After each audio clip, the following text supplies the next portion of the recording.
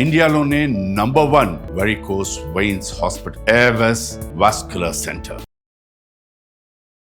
నమస్తే అమ్మా. నమస్తే తల్లి. ఆడవాళ్ళకి ప్రీతికరమైన మాసాల్లో శ్రావణ మాసం ఒకటి, కార్తీక మాసం ఒకటి. అవునమ్మా. ఇక ఆషాఢం అయిపోయిన తర్వాత శ్రావణ మాసం రానే వచ్చేస్తుంది కాబట్టి అదే శ్రావణ మాసంలో ఏ డేస్ చాలా ముఖ్యమైన డేస్. శ్రావణ మాసంలో ప్రతిదీ ముఖ్యమైన రోజే. అయితే వ్రతాలు, నోములు ప్రత్యేకంగా చేసుకోవాల్సిన రోజులు ఉన్నాయి కాబట్టి అవన్నీ ఎప్పుడో ఒక లిస్ట్ మనం ఇస్తే ఈ వీడియో సేవ్ చేసుకొని మహిళలందరూ ఆ లిస్ట్ ఫాలో అయిపోతూ ఉంటారు.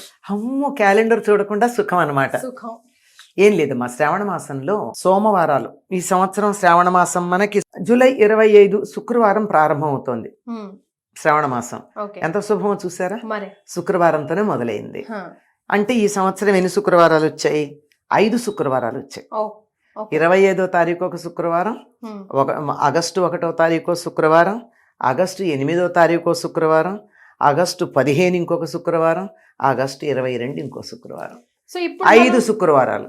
ఈ 5 శుక్రవారాల్లో మనకి ప్రధానంగా వరలక్ష్మి వ్రతం చేసుకునేటటువంటిది పౌర్ణమికి ముందు వచ్చే శుక్రవారం, అంటే 8వ తారీఖు చేసుకుంటాం. ఓకే. సో వరలక్ష్మి వ్రతం ఆగస్ట్ 8వ తారీఖు, మూడో వారమే. ఈసారి 3 అయింది. అదే శనివారము ఆదివారం వచ్చింది అనుకో శ్రావణ మాసం, అప్పుడు 2వ వారమే వస్తుంది. ఎవరికన్నా కానీ ఈ ఆగస్టు 8వ తారీఖు చేసుకోవడం వీలు కాలేదనుకోండి, అందరికి వీలవుతుందని నమ్మకం లేదు కదా, అవ్వదు కదా. అట్లాంటప్పుడు 1వ తారీఖు చేసుకోవచ్చు, లేకపోతే మళ్ళీ 15వ తారీఖు చేసుకోవచ్చు. అసలు చేసుకోలేరు 15వ తారీఖు. పిల్లలు ఆగస్టు 15 అటు ఇటు వెళ్ళడం, మనకి అమృతోత్సవ పూర్తయిపోయినటువంటి సందర్భం, ఇదంతా చాలా ఇదిగానే ఉంటుంది, హడావుడిగానే ఉంటుంది. అది లేదంటే 22 కూడా చేసుకోవచ్చు. ఇలా 5 శుక్రవారాలు ప్రధానం. ఇక్కడ అమ్మ ముందే క్లారిటీ ఇచ్చారు. ఒకవేళ రెండో శుక్రవారం కాలేదు, ఈసారి 3వ శుక్రవారం అయ్యింది, పౌర్ణమికి ముందు అంటున్నారు. ఒక వారం కుదరకపోతే ఇంకో వారం చేసుకోవచ్చు. అందులో ఇంకా ఎటువంటి అనుమానాలు లేవు. అంటే జనరల్ గా వచ్చే డౌట్స్ మాకు కుదరలేదమ్మా, మేము మళ్ళీ ఎప్పుడు చేసుకోవాలి, చేసుకోవచ్చా చేసుకోకూడదా అని ప్లాన్ చేసుకొని ముందో తర్వాత కూడా శుభ్రంగా చేసుకోవచ్చు వరలక్ష్మి వ్రతం అని అమ్మ ఫస్ట్ పాయింట్ ఇక్కడ క్లారిటీ ఇచ్చేసారు. నెక్స్ట్ మంగళ. అంతేకాదమ్మా, ఇంకా కొంతమంది 4-5 ఉంటారు. ఒక ఆవిడకి 2-3 కూతుళ్ళు ఉన్నారు. తర్వాత చోట ఉంటారు, కూతుళ్ళు ఇళ్లలో ఉండరు కదా, అందరూ కలిసి చేసుకోవాలని కోరుకుంటుంది. అత్తగారులను ఇళ్లలో వాళ్ళు ఒప్పుకోకపోవచ్చుగా. ఒప్పుకుంటే మరీ మంచిది, లేకపోయినా మా ఇంట్లో చేసుకోవాలని ఉంటుంది కదా. అందుకని 4 వారాలు 4 ఇళ్లలో చేసుకుంటారు మా కొంతమంది. శుభ్రం అందరు అట్లా కూడా చేసుకోవచ్చు. అమ్మ ముత్తైదులు ఇద్దరు కలిసి ఒకే చోట నోముకోవచ్చా?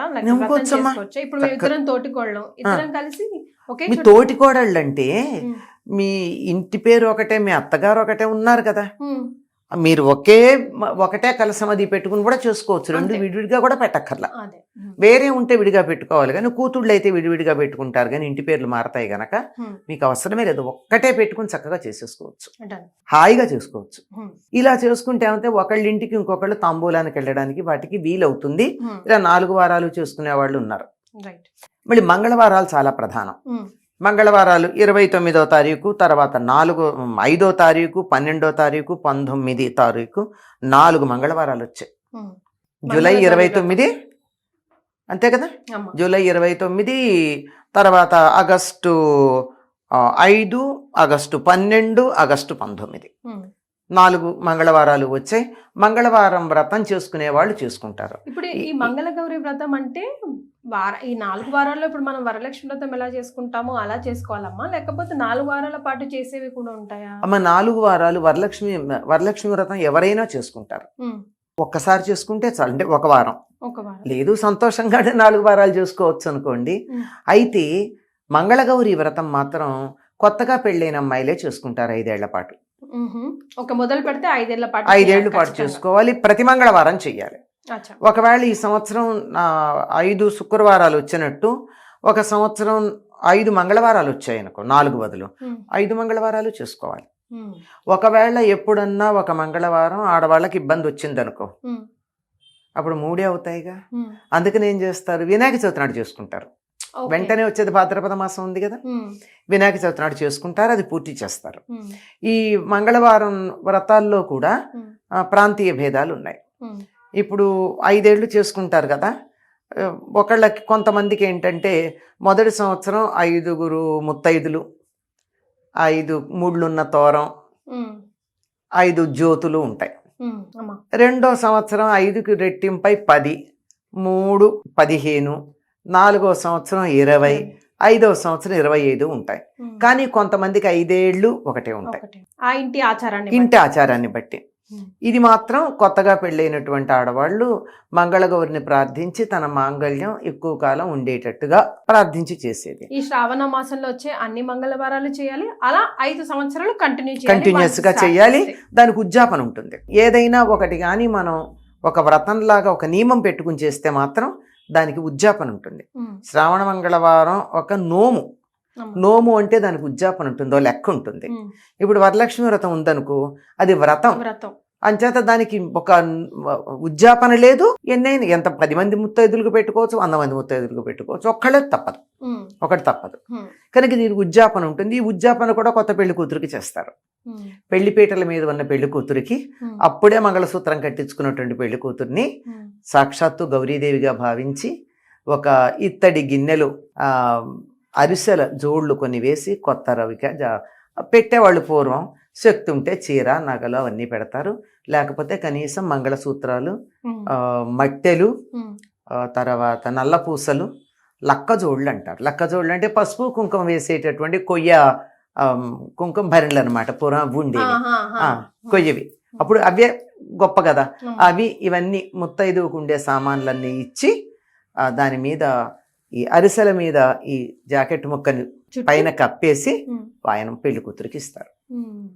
కొత్త పెళ్లి కూతురికే చెయ్యాలి, తన ఇవ్వడం ఎవరికైనా కాదు. కొత్త పెళ్లి కూతురికి మాత్రమే. ఇంకా అసలు అప్పుడు ఇవాళ పెళ్ళయి ఉండాలంటే అమ్మాయి పెళ్లి అయిన వెంటనే ఇవ్వాలి. అది ఉద్యాపన మంగళగౌరి వ్రతానికి. వరలక్ష్మి వ్రతం అంటామా ఎప్పుడూ చేసుకునేదే గనక, జీవితాంతం చేసుకునేదే గనక దానికి ఉద్యాపన అన్నది ఏమి ఉండదు. ఈ మంగళగౌరి వ్రతం 5 ఏళ్ళు అయిపోయిన తర్వాత ఇంకా ఆపుతారు. అలాగే ముత్తైదులు కూడా ఈ సంఖ్య పెరుగుతుందన్న వాళ్ళకి 5 మంది ముత్తైదులకు తప్పనిసరిగా ఇవ్వాలి మొదటి ఏడాది. రెండో ఏడాది 10 మందికి ఇవ్వాలి. మూడో ఏడాది 15 మందికి. ఇట్లా పెరుగుతారు. లేని వాళ్ళకి పెరగని వాళ్ళకి పెరగరు. ఇది మంగళగౌరి వ్రతం, వరలక్ష్మి వ్రతం ఎక్కువ మంది చేసేటటువంటిది. అమ్మవారి విగ్రహానికి చీర కడతాం కదా. ఇప్పుడు వరలక్ష్మి వ్రతం కానీ మంగళగౌరి వ్రతానికి కానీ మంగళగౌరి వ్రతానికి చీర కట్టమా. కలశం కూడా పెట్టరు. గౌరీదేవిని పెట్టుకుంటారు పసుపుతో పెట్టి చేసుకుంటారు. అప్పుడు ఆ చీరను మనం కట్టుకోవచ్చమ్మా. సాధారణంగా అమ్మవారికి కట్టినటువంటి వాటిని వేరే పనులప్పుడు వాడరు. అదే కనీసం పూజలు చేసి మామూలుగా కూడా వాడుకోవచ్చమ్మా. మామూలుగా రాత్రిపూట సంసారం చేసేటటువంటి స్త్రీలు రాత్రిపూట వాడుకోరు అమ్మవారి చీరల్ని. అలాగే పీరియడ్స్ టైంలో వాడరు, అంతే. అంత తప్ప మిగిలినప్పుడు వాడుకోవచ్చు, హాయిగా వాడుకోవచ్చు. అటువంటి తప్పేమీ లేదు, హాయిగా చేసుకోవచ్చు. ఇవి కాక అసలు శ్రావణ మాసం అంటే ప్రతిరోజుకి ప్రాధాన్యం ఉందమ్మా. కొంతమంది శ్రావణ శనివారాలు ఒక నోములాగా చేస్తారు.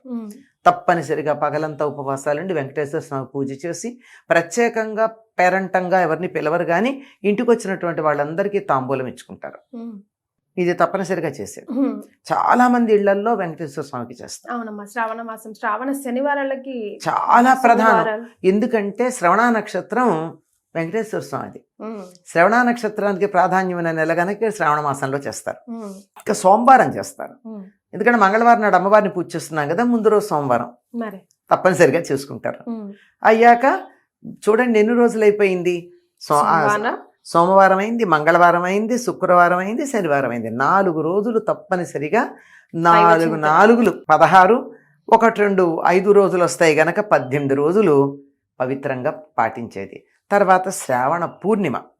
శ్రావణ పూర్ణిమ చాలా ప్రధానంగా దీనికి ఒకప్పుడు జంఝాల పూర్ణిమ అనే పేరు ఉండేది. ఈ రోజున ఉపాకర్మ అనేది ఒకటి చేస్తారు. అంటే అంతకుముందు శనివారం 9వ తారీఖు ఆ రోజున ఏంటంటే ఉపాకర్మ చేస్తారు. అంతకుముందు ఒడుగైనటువంటి పిల్లలు ఉంటారు కదా, ఆ ఒడుగైనటువంటి పిల్లలకి ఆ చిన్న జంజం దానికి ముంజు ఉంటుంది, ముంజు అంటారు. చిన్న జింక చర్మం ఒకటి చిన్నది పెడతారు దానికి. దాని ఇంటే ఉంటుంది, చిన్న జంజం ఉంటుంది ఒడుగైనప్పుడు. ఇప్పుడు దాన్ని తీసేస్తారు. ఓకే. తీసి మామూలుగా ఉండేటటువంటి మామూలు మూడులు ఉన్నటువంటి 3 పోగుల జంధ్యం వేస్తారు. అందుకేనా జంధ్యాల పూర్ణిమ అని కూడా అంటారు? జంధ్యాల పూర్ణిమ అంటారు. ఇది ఉపాకర్మ చేయడంతో పాటుగా సంవత్సరంలో జంధ్యం వేసుకునే వాళ్ళందరూ కూడా పాత జంధ్యం తీసి కొత్త జంధ్యం వేసుకుంటారు. ఎందుకంటే నూలుది కదా, తడికి పొడికి స్నానం చేసినప్పుడల్లా తడి అవుతుంది. ఎప్పుడో ఒకప్పుడు ఆ దారపోగులు విడిపోయే ప్రమాదం ఉంది. అంచేత బాగుండగానే దానికి ఒక మంత్రం ఉంది. ఆ మంత్రంతో ముందు ఇది వేసుకుని కొత్తది, తర్వాత పాతది తీస్తారు. అందుకని దీనికి జంధ్యాల పూర్ణిమ అని పేరు. రాఖీ పూర్ణిమ. దీన్ని రాఖీ పూర్ణిమ అని కూడా అంటారు. రాఖీ పూర్ణిమని ఎందుకంటారంటే ఇది ఎక్కువ ఉత్తర దేశంలో అలవాటమా, మనకు కొంచెం తక్కువే. రాను రాను మనం కూడా దీన్ని అలవాటు చేసుకున్నాం. మంచిదే కదమ్మా, మంచిదే, తప్పేం లేదు, మంచిదే, తప్పేమీ లేదు. అదే అంటున్నా. దీన్ని రక్షాబంధనం అంటారు. రాఖీ అనేది రక్ష నుంచి వచ్చింది. ఈ రక్షాబంధనం ఏమిటంటే ఒకళ్ళు కట్టుకుంటారు. నేను నీకు రక్షగా ఉంటాను అని చెప్పుకుంటూ కట్టుకునేది. మనకు ఎట్లా అలవాటైందంటే అన్నదమ్ములు అక్క చెల్లెళ్ళు వీళ్ళ మధ్య ఉంది కానీ నిజానికి అందరూ ఒకళ్ళు కట్టుకుంటారు. పూర్వకాలం దేవాలయాల్లో ఉండేవి, పెట్టేవారు. ఎవరికైతే ఈ యజ్ఞోపవీతం ఉండదు, అందరికి యజ్ఞోపవీతం ఉండదు కదా జంధ్యం అన్నది, అది లేనటువంటి వాళ్ళకి ఏంటంటే దేవాలయానికి వెడితే అర్చకుడు పూజ చేసి ఇచ్చి చేతికి కడతాడు. చాలా మంది చేతులకు చూడండి, మీకు కాషాయ రంగులో చిన్నది ఒకటి ఉంటుంది తాడు ఇక్కడ కట్టేది. అది వాళ్ళ దేవాలయంలో అర్చకుడు కట్టడమే కాకుండా ఒకళ్ళకొకళ్ళు శ్రేయోభిలాషులు అయినటువంటి వాళ్ళు, నేను నీకు కట్టచ్చు, నీ శ్రేయస్సునే చూస్తానమ్మా, నీ మంచి చెడ్లనే నువ్వు నాకు కట్టచ్చు, అట్లా పరస్పరం కట్టుకునేటటువంటి రక్షాబంధనం ఉత్తర దేశంలో కొన్ని కారణాలుగా ఆడవాళ్ళు అక్క చెల్లెళ్ళు అన్నదమ్ములకు కట్టడంగానే ఉండిపోయింది. కానీ శచీదేవి ఇంద్రుడికి కట్టిందిట, అది అక్క చెల్లెళ్ళు కారుగా, వాళ్ళు కారు కదా. కాకపోతే లక్ష్మీదేవి బలిచక్రవర్తికి కట్టిన దాన్ని గుర్తుపెట్టుకుని అదే దానికే మరి మనకి చెప్తూ ఉంటాం.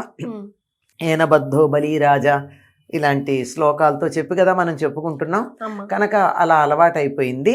కానీ మామూలుగా అయితే ఎవరికైనా నీ శ్రేయస్సునే కాంక్షిస్తున్నాను, నీ రక్షణ బాధ్యతనే వహిస్తాను అన్న వాళ్ళందరూ చక్కగా ఒకళ్ళు రక్షాబంధనం కట్టుకోవచ్చు. మీరు చాలా చాలా పవిత్రమైంది. ఇప్పుడు అన్నదమ్ములు అక్క చెల్లెళ్ళకి పరిమితం అయినందు మాత్రమే కొత్తగా మనకు వచ్చింది తప్ప రక్షాబంధనం మొదటి నుంచి ఉంది. ఈ రోజునే వేదాధ్యయనం ప్రారంభిస్తారు. అప్పుడు ఒడుగు చేసిన తర్వాత పిల్లవాడు, అంటే పూర్వకాలం మాట, ఇప్పటికీ కాదు, వాళ్ళు చిన్నప్పుడు చేసేవాళ్ళు కదా 8వ ఏట. ఈ ఒడుగు అయిన తర్వాత ఆ పిల్లవాడు ఇంకా కొంతకాలం తల్లిదండ్రుల దగ్గరే ఉంటాడు. ఈ ఉపాకర్మ చేసి గురువు గారు తనతో తీసుకెళ్తారు. వేదాధ్యయనం మొదలుపెట్టే రోజు ఇది. పైగా ఇందులో వస్తుంది మనకి చాతుర్మాస్యంలో వచ్చింది. చాతుర్మాస్యంలో తప్పనిసరిగా పురాణాలన్నా చదువుకోవాలంటారు. చాతుర్మాస్య నియమాల్లో ఒకటది. సమయాన్ని వృధా చేయకుండా ఇది వేదాధ్యయనం మొదలుపెట్టే రోజు కనుక దీనికి శ్రావణ మాసం అని పేరు. శ్రావణం అంటే శ్రవణానికి సంబంధించింది. శ్రవణం అంటే వినడం. వేదం వింటేనే వస్తుంది, పుస్తకాలు చదివితే రాదు.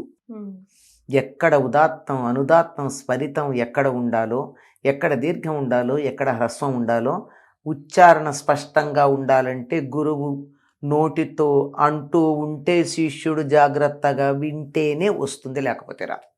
శ్రవణానికి ప్రాధాన్యం ఉన్నది. లేకపోతే మనం వింటున్నాం కదా, లలితా సహస్రనామాలే ఎక్కడ విరవాలో తెలియకుండా రాముని తోకలాగా విరవడం. మనం వినాలి. ఇప్పుడు మేము విని నేర్చుకున్నాం అంటారు కానీ వినేటప్పుడు వీళ్ళు అనకుండా పుస్తకం చూస్తూ చెవితో వింటూ పుస్తకంలో చూస్తూ ఉంటే అప్పుడు సరిగ్గా వస్తుంది. అంతే కదా. కానీ ముందా అసలు నోటికి రాకుండానే ఆ వింటున్నామంటూ చదివేస్తూ ఉంటారు. ఎక్కడ ఆపాలో, ఎక్కడ కలపాలో, ఎక్కడ ఏం చేయాలో తెలియనటువంటి పరిస్థితి ఉంటుంది. కనుక శ్రవణానికి ప్రాధాన్యం ఉంది. వినండి, శ్రవణంతో నేర్చుకునేది వేదం కనుక వేదానికి ప్రాధాన్యం కలిగినటువంటి రోజు. ఇవన్నీ అయిన తర్వాత ఇంకో చాలా పెద్ద విశేషం ఉందండి. ఇది వేదానికి ప్రాధాన్యం ఉండడానికి కారణం కూడా హయగ్రీవుణ్ణి హయగ్రీవ రూపంలో హయగ్రీవ రాక్షసుని సంహరించి వేదాలను ఉద్ధరించినట్టు రోజుగా చెప్తారు దీన్ని. అది ఇంకా ఇంకో ప్రధానమైనది ఏమిటి ఉందంటే బహుళ అష్టమి. బహుళ అష్టమి, శ్రావణ బహుళ అష్టమి శ్రీకృష్ణ పరమాత్మ అవతరించినటువంటి రోజు కృష్ణాష్టమి. కృష్ణాష్టమి ఎప్పుడు వస్తుందమ్మా? ఆగస్టు 16వ తారీఖు. ఓకే. వరుసగా సెలవులు చూసారా, 15, 16, 17. అవును కదమ్మా, సూపర్. అంటే మనకేముందంటే సెలవులు వచ్చాయంటే అసలు పండగే లేకుండా పోతుంది. హడావుడి తగ్గుతుందంట మెల్లిగా. కాదు ఊళ్ళు ఎడదాము మరోటి చేద్దాం అనే సంబరాల్లో ఉంటాం. అమ్మో ఇవన్నీ పెద్ద పండుగలు కదమ్మా. పెద్ద పండుగలు కదా. ఆగస్టు 15 శుక్రవారం బుడిబుడి అడుకలు వేసుకుంటే ఇంట్లోకి రావాలి కదా. కృష్ణాష్టమి 16వ తారీఖు అమ్మా, ఓకే. ఆగస్టు 16. ఆ రోజు చేసేటటువంటి ప్రత్యేకమైనటువంటి పూజలు ఉంటాయి, కృష్ణుని ప్రార్థించుకోవడం ఉంటుంది. ఇలా శ్రావణ మాసం అంతా విశేషాలే. ఇంకొకటి శ్రావణ శుద్ధ పంచమిని నాగపంచమి అని ఉత్తర దేశం వాళ్ళు చేసుకుంటారు. మన దగ్గర తక్కువమ్మ. మనం కార్తీక మాసంలో నాగుల చవితి చేసుకుంటాం, వీళ్ళు మాత్రం నాగపంచమి చేస్తారు. అంటే ఎప్పుడో ఒకప్పుడు చేసుకోవడం అందరికీ అలవాటే గనక ఏదో ఒక సందర్భంలో తెలంగాణ జిల్లాలో కూడా ఈ నాగుల పంచమి ఎక్కువ చేస్తారు అనుకుంటానమ్మా. కొద్దిమంది మహారాష్ట్ర ఆ ప్రభావం ఉన్నటువంటి వాళ్ళు చేస్తారు, మహారాష్ట్ర ప్రభావం ఉన్న వాళ్ళు చేస్తారు. ఆవిడ అలాగే ఇటు పక్కకు గనక వెళ్ళినట్టయితే ఒరియా ప్రభావం ఉన్న వాళ్ళు కూడా చేస్తారు. తెలుగు వాళ్ళందరూ మాత్రం నాగుల చవితి చేస్తాము. తర్వాత ఇంకా సుబ్రహ్మణ్య షష్ఠి కూడా చేస్తాం. ఈ సుబ్రహ్మణ్య షష్ఠి చాలా విశేషంగా తమిళనాడులో చేస్తారు, గోదావరి జిల్లాలో బాగా చేస్తారు. సుబ్రహ్మణ్య షష్ఠి ఎప్పుడు వస్తుంది? అది కూడా మార్గశిర మాసంలో వస్తుంది. అది మార్గశిర మాసంలో వస్తుంది. పైగా సుబ్రహ్మణ్య షష్ఠి అనం మనం దాన్ని సుబ్బారాయుడు షష్ఠి అంటూ ఉంటాం. చూచి వద్దాను రండి, మన వారింటో పెళ్ళి, మళ్ళీ వద్దాను రండి అని చెప్పి మనం వీటి ఆడతాం కదా చెమ్మ చెక్క వాటిల్లో. అలా పాటల్లో పెట్టేసి మర్చిపోకుండా చేస్తామమ్మా. చాలా విశేషంగా అత్తిలి అనే గ్రామంలో చేస్తారమ్మా. అప్పుడు పట్టణమే అయింది అది, చెప్పలేము. అక్కడ సుబ్రహ్మణ్య స్వామి అవతరించినటువంటి రోజు, అత్రి మహర్షి తపస్సు చేసినటువంటి ప్రదేశం. అసలు అక్కడ 3 రోజులు చేస్తారు. ఎంత బాగా చేస్తారంటే ఎక్కడెక్కడి నుంచి రకరకాల కళాకారులు, బుట్ట బొమ్మలను ఎప్పుడు మీరు వినుండరు. బుట్ట బొమ్మల నేవని ఇవని అసలు చెప్పలేము, అంత అద్భుతంగా జరుగుతుంది. చాలా బాగా జరుగుతుంది. సోమవారాలు, మంగళవారాలు, శుక్రవారాలు, శనివారాలు, తర్వాత నాగుల పంచమి, జంఝాల పూర్ణిమ, ఆ తర్వాత కృష్ణాష్టమి. ఇవన్నీ కూడా చాలా విశేషంగా ఉండేటటువంటి నెలమ్మ. శ్రావణ కృష్ణ అమావాస్యని పోలాల అమావాస్య అంటారు, దీన్ని పొలాల అమావాస్య అని కూడా అంటారు. కానీ ఎక్కువ మంది ముఖ్యంగా ఆంధ్రదేశంలోను ఇటు మహారాష్ట్రలోను పోలేరమ్మ అనే అమ్మవారిని ఆరాధిస్తారు. ఈవిడ సంతానాన్ని ప్రసాదించి వారు క్షేమంగా ఉండేట్టుగా చూసే తల్లి అని విశ్వాసం. సో దాంతో శ్రావణ మాసం ఇది 23 ఆగస్టు 23. కంప్లీట్ గా దైవనామ చింతనతో దైవ పనుల్లో దైవ కార్యక్రమంలో నిమగ్నమైన నెల ఏదంటే అది నిమగ్నం అవ్వడానికి వీలైన నెల శ్రావణ మాసం. ముందుగానే రోజులు అన్నీ చెప్పేసి మమ్మల్ని అందరినీ ప్రిపేర్ చేసేందుకు ధన్యవాదాలమ్మా. సంతోషం అమ్మా. అందరూ అటు శ్రీనివాసుడు, ఆయన భార్య లక్ష్మీదేవి, ఆవిడ సోదరి అమ్మవారు మంగళగౌరి, ఆవిడ భర్త అంటే శ్రీనివాసుడికి బావమరుదైనటువంటి శివుడు, అందరి అనుగ్రహం మన మీద పరిపూర్ణంగా ఉండాలి ఈ శ్రావణ మాసంలో అని కోరుకుంటున్నాను. ధన్యవాదాలు.